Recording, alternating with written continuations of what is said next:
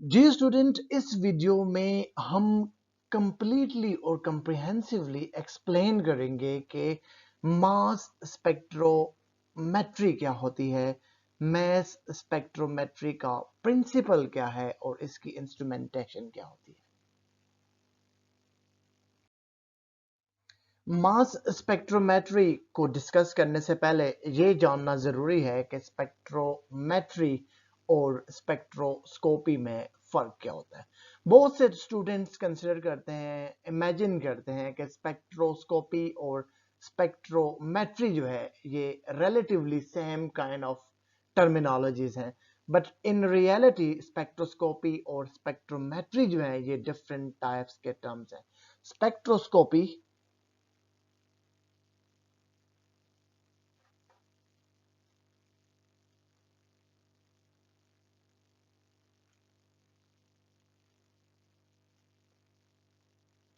Spectroscopy उन type of characterisation techniques के लिए ये टर्म यूज किया जाता है जहां पे electromagnetic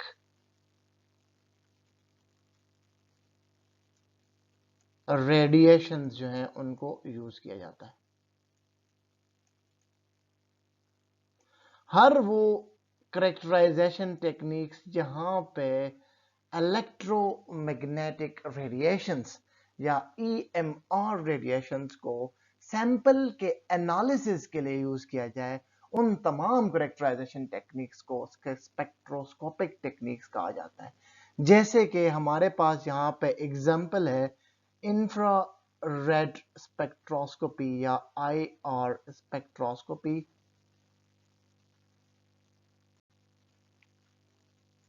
UV visible spectroscopy,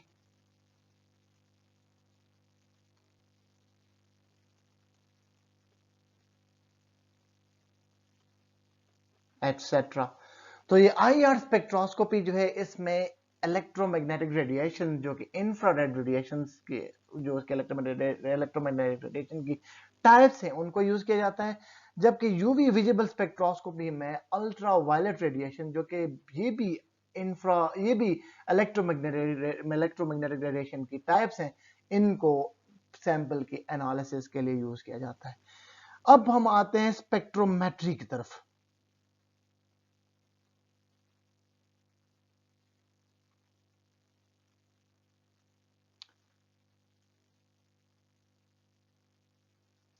spectrometry में जो है इलेक्ट्रोमैग्नेटिक रेडिएशंस को यूज नहीं किया जाता और सैंपल को एनालाइज किया जाता है। तो ये तो डिफरेंस हो गया between spectrometry and spectroscopy. Spectroscopic techniques वो टेक्निक्स होती हैं जहां पे इलेक्ट्रोमैग्नेटिक रेडिएशन को एज ए टूल यूज किया जाता है टू एनालाइज ए सैंपल, जबकि स्पेक्ट्रोमेट्रिक टेक्निक्स में वो जो है इलेक्ट्रोमैग्नेटिक रेडिएशंस को यूज नहीं किया जाता। अब यहां पे हम डिस्कस करते हैं कि मास स्पेक्ट्रोमेट्री होती क्या है। मास स्पेक्ट्रोमेट्री एक ऐसी टेक्निक है जिसमें मास टू चार्ज की रेशो के बेस पे किसी भी सैंपल में मौजूद आयंस को आइडेंटिफाई किया जा सकता है, टाइप्स ऑफ आयंस को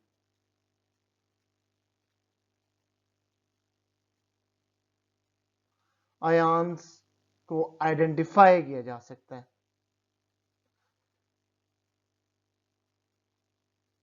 इससे मतलब ये हुआ कि हमारे पास अगर कोई स्ट्रक्चर हमें अननोन स्ट्रक्चर हमारे पास है या हमारे पास कोई अननोन केमिकल है, उसकी केमिकल कंपोजिशन को हम जानना चाहते हैं, तो उसकी केमिकल कंपोजिशन को हम मैस स्पेक्ट्रोमेट्री के जरिए से एनालाइज कर सकते हैं। उसके अलावा मैस स्पेक्ट्रोमेट्री हमें इंफॉर्मेशन देता है about the isolation of ions and presence of isotopes.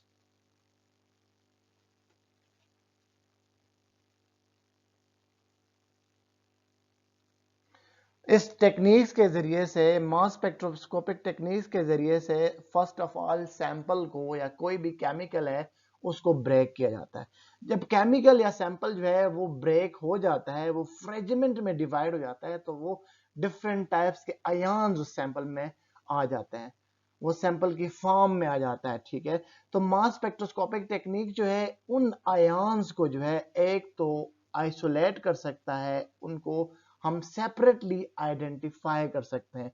Secondly, हम ये जान सकते हैं किसी भी अननोन जो हमारे पास केमिकल है उसमें कितने टाइप्स के आइसोटोप्स जो हैं मौजूद हैं। जैसे कि आपको पता है कि कार्बन जो है इसके जो 3 टाइप के आइसोटोप्स होते हैं, C12, C13, C14। ठीक है, ये 3 किस्म के कार्बन जो हैं उसके एटम्स जो हैं वो पाए जाते हैं। ठीक है, और इसके 3 टाइप्स के आइसोटोप्स होते हैं। तो मास स्पेक्ट्रोमेट्री जो है हमें ये बता सकता है कि किसी भी गिवन सैंपल में जो है कितने टाइप्स के आयन जो हैं वो मौजूद हैं।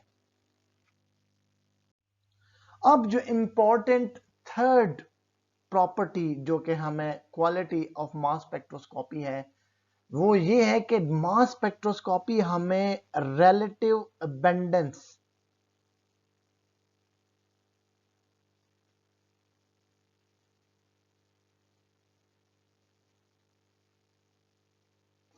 मास स्पेक्ट्रोस्कोपी हमें यह बता सकता है कि किसी भी सैंपल में जो आयन मौजूद है उनकी क्वांटिटी कितनी है।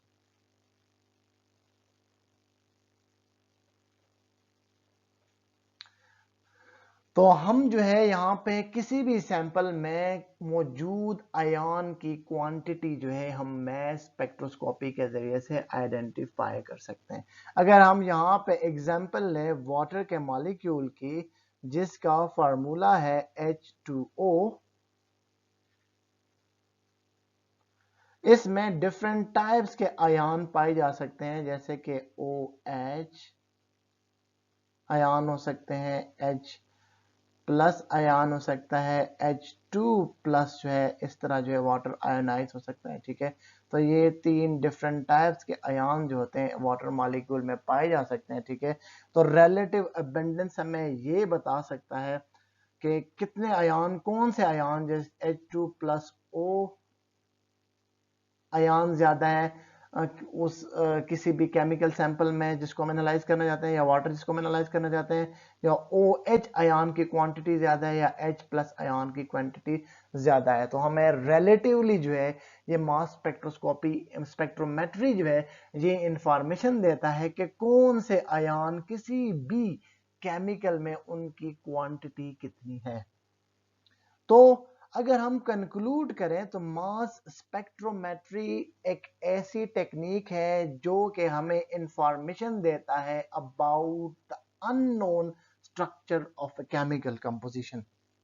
कोई भी केमिकल है उसका स्ट्रक्चर अगर अननोन है तो मास स्पेक्ट्रोस्कोपी हमें मास टू चार्ज की रेशो की बेस पे हमें यह बता सकता है कि किसी भी अननोन स्ट्रक्चर की एक्सपेक्टेड केमिकल कंपोजिशन क्या हो सकती है।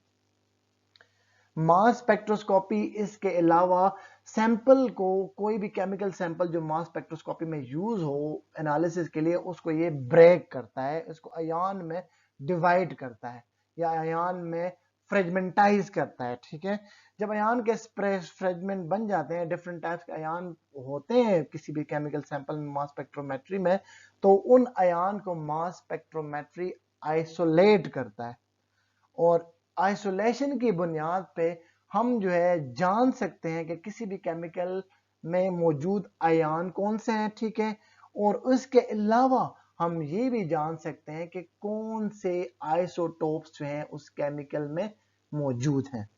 मास स्पेक्ट्रोस्कोपी हमें इंफॉर्मेशन देता है कि केमिकल जो है उसके अंदर जो आयन मौजूद हैं उनकी क्वांटिटी कितनी है। तो ये हमें क्वांटिटेटिव इंफॉर्मेशन भी देता है, ये हमें रिलेटिव अबंडेंस के डेटा के तौर पे हमें ये बता सकता है कि कोई भी केमिकल है उसके अंदर जो मौजूद आयन्स हैं उनकी क्वांटिटी कितनी है।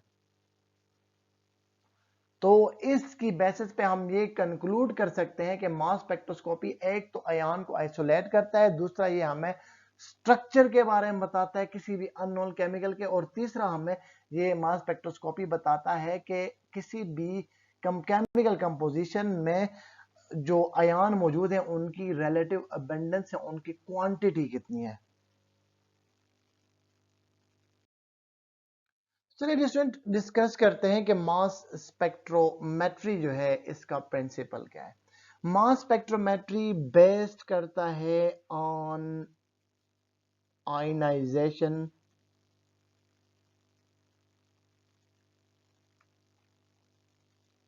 Of chemical compound.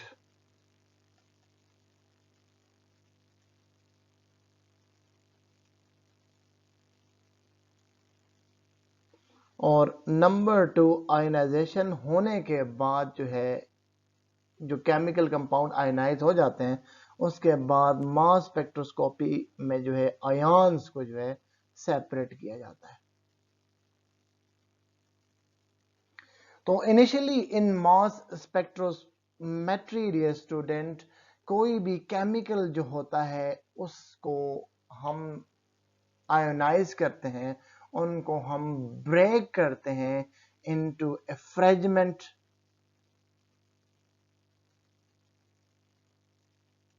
या इसको ब्रेक किया जाता है आयन्स की शक्ल में।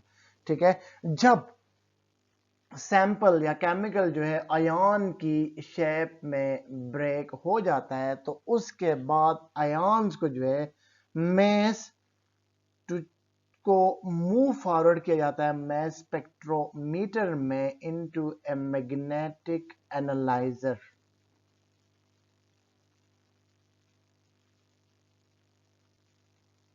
अब मैग्नेटिक एनालाइजर एक ऐसी डिवाइस होती है जो कि आयन्स को मैस टू चार्ज की रेशो की बुनियाद पे सेपरेट करता है।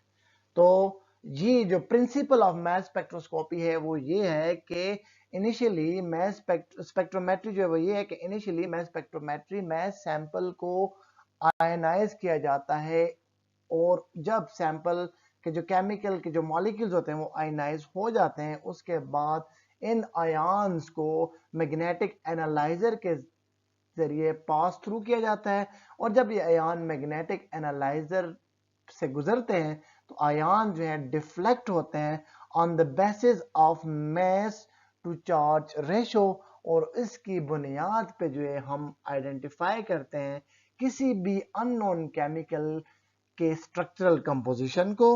हम आइसोलेट करते हैं इसकी बुनियाद पे कि किसी भी केमिकल में कौन से आयन पाए गए हैं और उनके आइसोटोप्स कौन से हैं। ठीक है, इसके अलावा हम जो है रिलेटिव अबंडेंस ऑफ आयन्स जो है किसी भी केमिकल कंपोजिशन में हम आइडेंटिफाई कर सकते हैं। अब यहाँ पे क्वेश्चन ये होता है कि मैस स्पेक्ट्रोमेट्री में आयन्स जो हमारे पास जो केमिकल होता है वो आयोनाइज कैसे होता है। जो केमिकल मास स्पेक्ट्रोस्कोपी में जो कि सैंपल होता है जिसको हम एनालाइज करने जाते हैं उसको फर्स्ट ऑफ ऑल जो है उसको पास किया जाता है वेपोराइजेशन सिस्टम से। वेपोराइजेशन सिस्टम जो है सैंपल को वेपोराइज करता है। सैंपल सॉलिड लिक्विड या गैस की फॉर्म में हो सकता है, तो सैंपल जो है वेपोराइजर में वेपोराइज हो जाता है, गैस की फॉर्म में कन्वर्ट हो जाता है। उसके बाद जो है इसको पास थ्रू किया जाता है इलेक्ट्रॉन गन के चैम्बर से। इलेक्ट्रॉन गन जो है जिसमें हाईली एनर्जेटिक इलेक्ट्रॉन होते हैं वो इंसिडेंट करते हैं सैंपल पे। ठीक है, और जिसकी वजह से सैंपल जो है वो आयनाइज हो जाता है। ठीक है, और ये आयनाइज जो होता है सैंपल जो कि यूजुअली गैसियस फॉर्म में उसके आयन्स होते हैं, ठीक है, या प्लाज्मा की फॉर्म में आयन्स होते हैं, वो मूव फॉरवर्ड करते हैं toward the ion separation system जो कि मैग्नेट पे मुश्तमिल होता है, और मैग्नेट जो है डिफरेंट एंगल के साथ जो आयन को डिफ्लेक्ट करता है और on the basis of charge to mass ratio, और इस तरह से हम जो है सैंपल को एनालाइज कर लेते हैं। अब यहां पे क्वेश्चन ये होता है कि मैग्नेट क्यों जो है चार्ज को डिफरेंट एंगल पे डिफ्लेक्ट करता है। जैसे कि आपको पता है मैग्नेट में दो टाइप के पोल्स होते हैं। ठीक है, एक होता है, कोई भी मैग्नेट हो तो उसमें दो टाइप्स के पोल होते हैं, ठीक है। एक होता है नॉर्थ पोल और दूसरा होता है साउथ पोल। तो नॉर्थ पोल से जो है किसी भी मैग्नेट में मैग्नेटिक फील्ड ऑफ लाइन जो होती है नॉर्थ पोल से आती है टुवर्ड द साउथ पोल। ये डायरेक्शन होती है मैग्नेटिक फील्ड ऑफ लाइन की, ये नॉर्थ पोल से निकलती हैं और साउथ पोल पे जो है ये इस तरह से इमर्ज होती हैं, ठीक है। अब जो चार्ज होता है, ठीक है, जो पॉजिटिवली चार्ज आयन होते हैं, ठीक है, उनसे इलेक्ट्रिक फील्ड ऑफ लाइन जो होती हैं वो आउटर डायरेक्शन में मूव करती हैं, ठीक है, इस तरह से आउटर डायरेक्शन में निकलती हैं।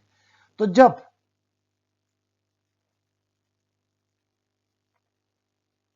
ये इलेक्ट्रिक फील्ड ऑफ लाइन जो हैं, ठीक है, ये मैग्नेटिक फील्ड ऑफ लाइंस हैं, ये दोनों जब ये चार्ज पहुंचता है, ठीक है, चार्ज पहुंचता है इन मैग्नेटिक एनालाइजर,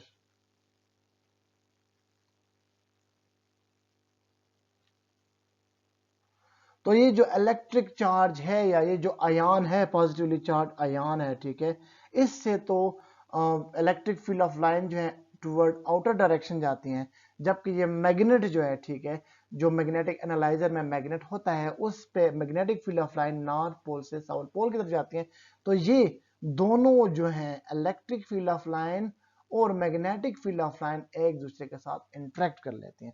जब ये एक दूसरे के साथ इंटरेक्ट करती हैं तो इनकी बेस पे डिफ्लेक्शन होता है मैग्नेटिक फील्ड एनालाइजर के अंदर आयन्स में।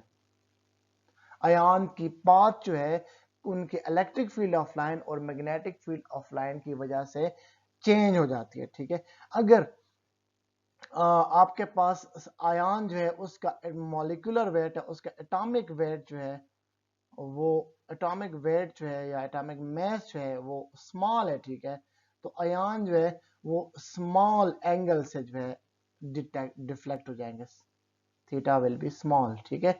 और अगर एटॉमिक मास जो है एटॉमिक मास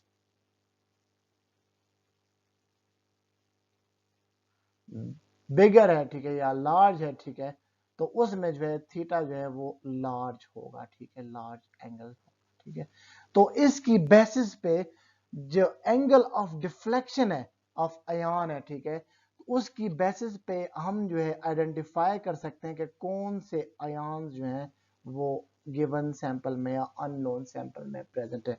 उस डिफ्लेक्शन से हम ये भी बता सकते हैं कि आइसोटोप्स जो हैं वो आइसोटोप्स जो है वो किसी भी सैंपल में कौन कौन से मौजूद हैं।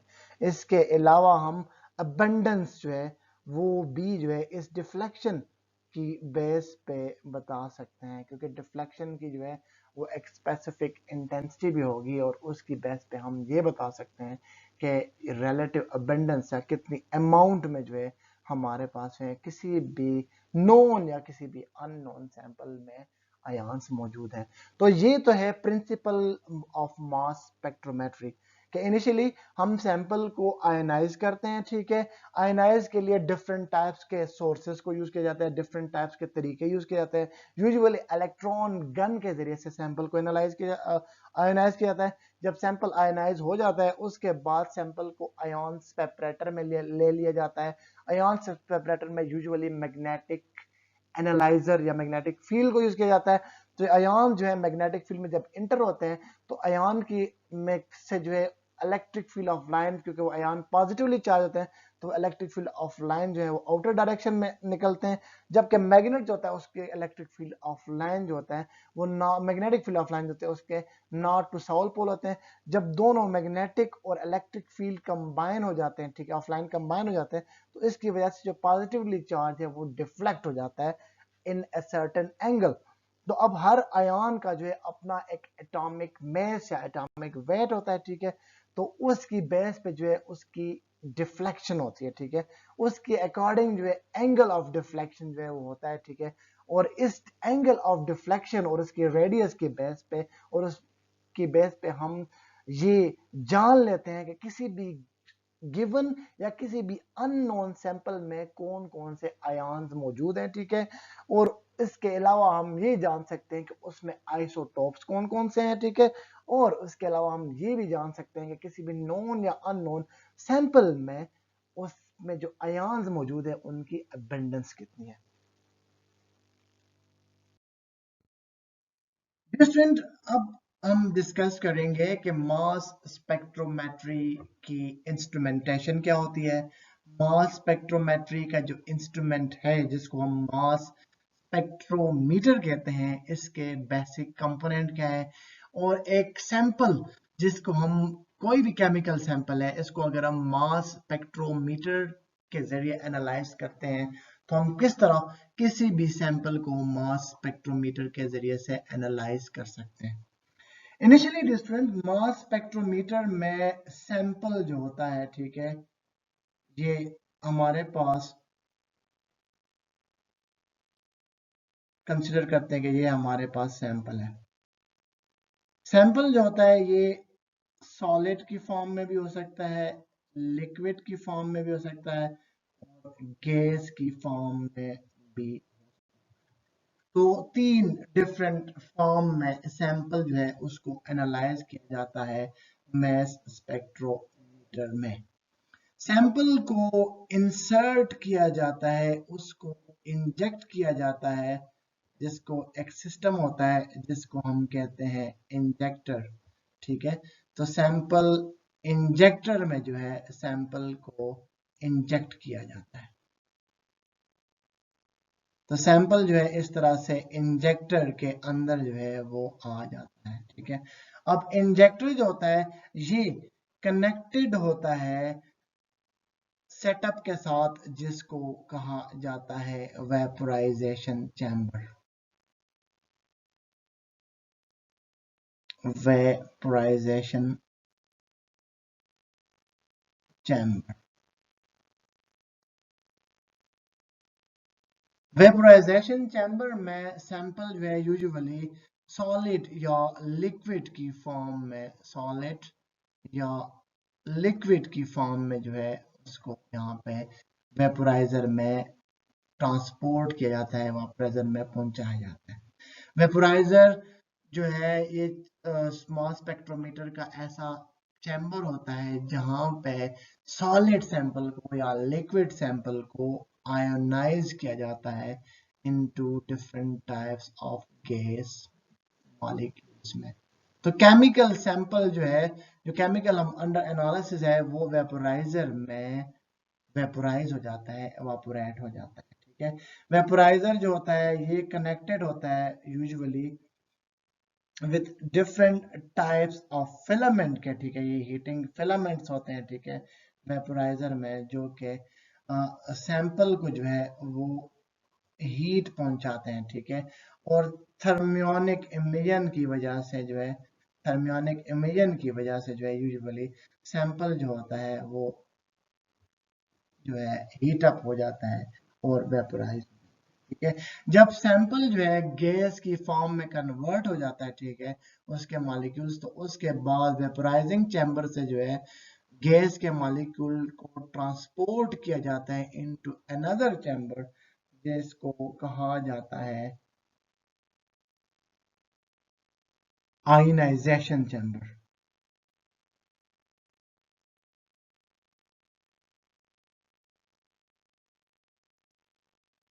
आयनाइजेशन चैम्बर एक ऐसा चैम्बर होता है जिसमें गैस मॉलिक्यूल्स को आयन्स में कन्वर्ट किया जाता है, ठीक है।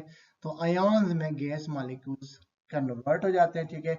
आयोनाइजेशन चैम्बर जो होता है यूजुअली मुश्तमिल होता है इलेक्ट्रॉन गन्स पे, ठीक है। ये इलेक्ट्रॉन गन्स होते हैं, ठीक है। इसमें ई गन्स जो हैं, ठीक है, ये सैंपल में जो है हाईली एनर्जेटिक इलेक्ट्रॉन जो होते हैं, इलेक्ट्रॉन गन जो है वो प्रोड्यूस करता है।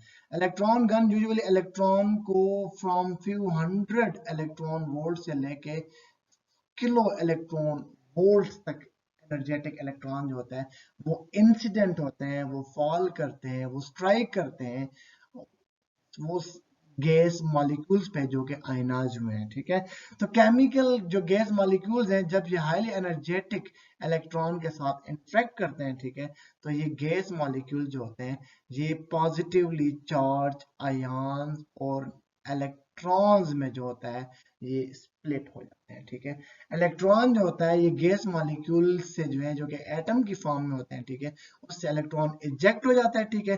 तो हमारे पास पॉजिटिव आयन्स और उसके अलावा इलेक्ट्रॉन जो होते हैं वो प्रोड्यूस हो जाते हैं। अब यहाँ पे जॉब के लिए जानना जरूरी है कि यहाँ पे हम एग्जांपल लेते हैं सोडियम एटम से कि कैसे किसी भी एटम से जो है कैसे इलेक्ट्रॉन इजेक्ट होते हैं जब उस पे इलेक्ट्रॉन गन के जरिए से इलेक्ट्रॉन को इंसिडेंट किया जाता है। यहाँ पे हम एग्जांपल लेते हैं सोडियम एटम को। सोडियम एटम का जो एटॉमिक वेट है वो 23 है, जबकि उसका एटॉमिक नंबर जो है वो 11 है, ठीक है। तो उसके फर्स्ट शेल में 2 इलेक्ट्रॉन होते हैं, ठीक है। Second shell of sodium atom जो होता है उसमें 8 इलेक्ट्रॉन होते हैं या 8 इलेक्ट्रॉन होते हैं,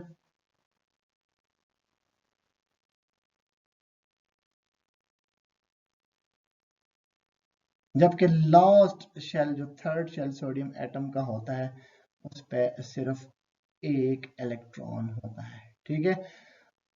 तो इसको हम कंसिडर करते हैं कि इसका जो मॉलिक्यूल है, ठीक है, इन गैसियस फॉर्म में जो है ये इंटर हो गया है इन इलेक्ट्रॉन या इन आयनाइजेशन चैम्बर।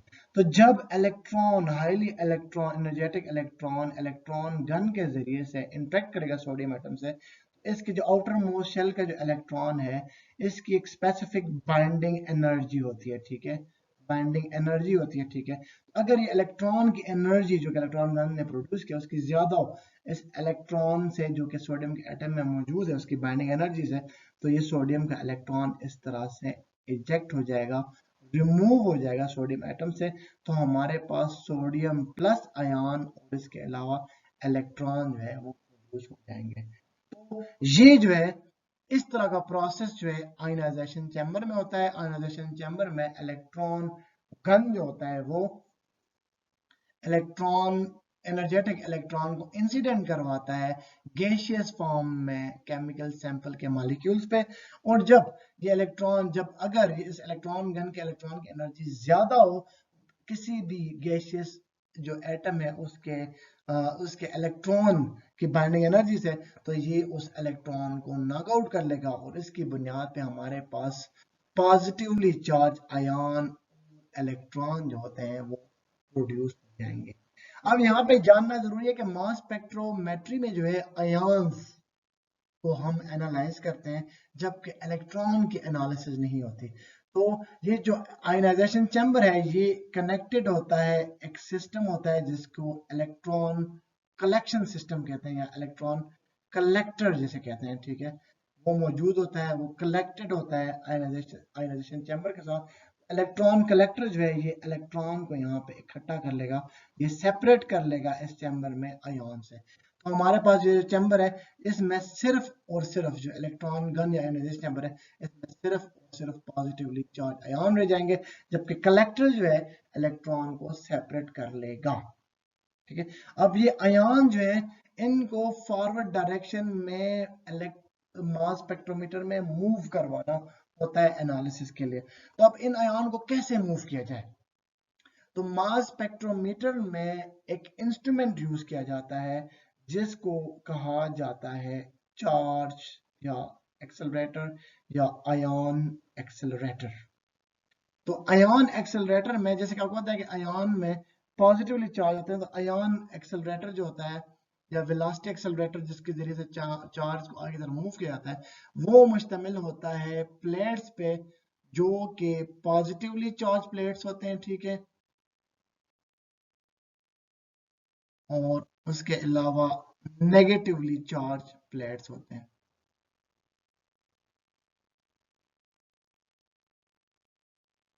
तब अब आयन जो है जो यहाँ पे फॉरवर्ड डायरेक्शन में मूव होंगे उन पे चार्ज जो है वो प्लस है, ठीक है, उन पे पॉजिटिव चार्ज है, तब ये इस डायरेक्शन में मूव होंगे तो ये जो पॉजिटिव प्लेट्स होते हैं चार्ज के वो इनको रिपेल करेंगे, वो इनको इस तरफ लाने की कोशिश करेंगे, जबकि नेगेटिव प्लेट्स हैं इनको इस तरफ आगे की तरफ अट्रैक्ट करेंगे, मूव फॉरवर्ड करेंगे।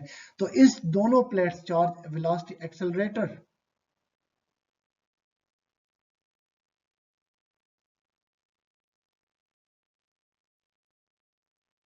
की वजह से जो है ये जो आयन हैं ये बहुत ही रैपिड स्पीड के साथ जो है फॉरवर्ड डायरेक्शन में मूव कर लेंगे। ठीक है, आयन जो है ये पॉजिटिवली चार्ज आयन जो है, ठीक है, वेलोसिटी एक्सेलरेटर में इन मास स्पेक्ट्रोमीटर बहुत ही हाई स्पीड के साथ, हाई वेलोसिटी के साथ जो है फॉरवर्ड डायरेक्शन में जो है वो मूव कर लेंगे। अब इलेक्ट्रॉन जो है वेलोसिटी एक्सेलरेटर से आगे की तरफ मूव कर लेते हैं। यहाँ पे ये जानना जरूरी है कि हम वेलोसिटी को चूज भी कर सकते हैं। ठीक है, ये इंस्ट्रूमेंट, इसको हम वेलोसिटी सेलेक्टर भी कह सकते हैं। वेलोसिटी को चूज भी कर सकते हैं on the basis of detector के कितनी अमाउंट की वेलोसिटी से हमने चार्ज को मूव करना है, इसकी वजह से हम इजीली जो है डिटेक्ट कर सके डिटेक्टर में, तो वेलोसिटी को सेलेक्ट भी किया जा सकता है। However, usually velocity selector के जरिए से आयन को पास किया जाता है और ज्यादा स्पीड के साथ, हाई वेलोसिटी के साथ आयन जो है फॉरवर्ड डायरेक्शन में वेलोसिटी एक्सेलरेटर में मूव कर लेते हैं। वेलोसिटी एक्सेलरेटर में मूव करने के बाद आयन को पास थ्रू किया जाता है, एक डिवाइस होती है जिसको मैग्नेटिक एनालाइजर कहा जाता है। Magnetic analyser. अब मैग्नेटिक एनालाइजर जो होता है ये मैग्नेट्स पे मुश्तमिल होता है। ठीक है, ये मैग्नेट्स होते हैं।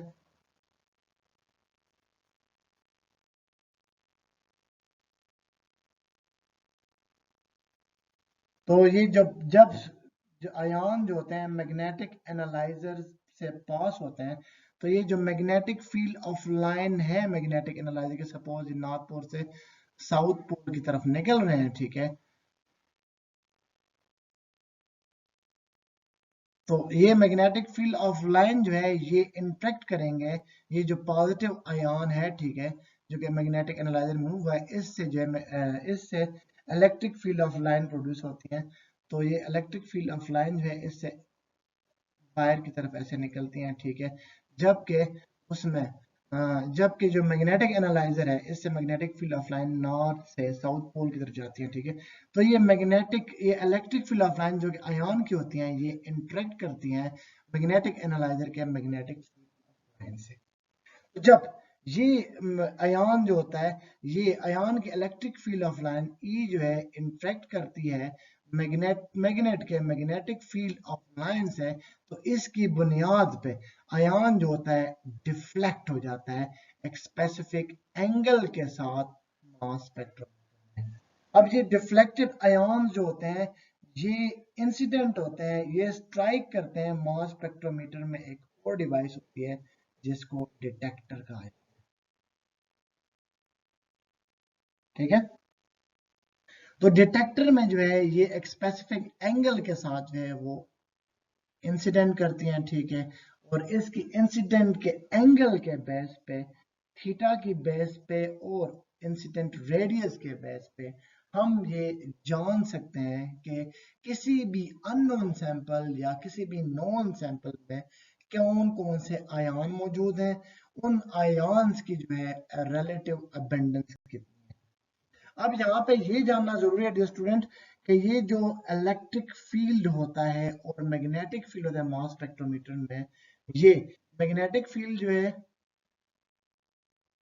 ये कंपेल करता है चार्ज को, QVB जो है ये कंपेल करता है चार्ज को कि ये सेंट्रीपिटल फोर्स के साथ, सेंट्रीपिटल FC के साथ जो है ये जो है फॉल करे, इंसिडेंट करे डिटेक्टर।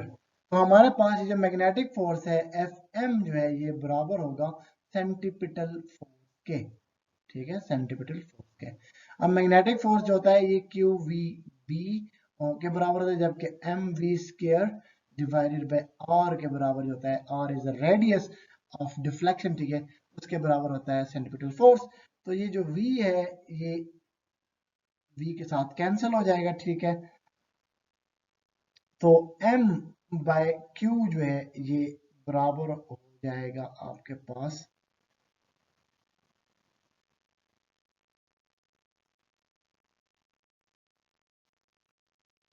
m/q बराबर हो जाएगा, तो हमारे पास जो मास इनटू चार्ज है ये बराबर हो जाएगा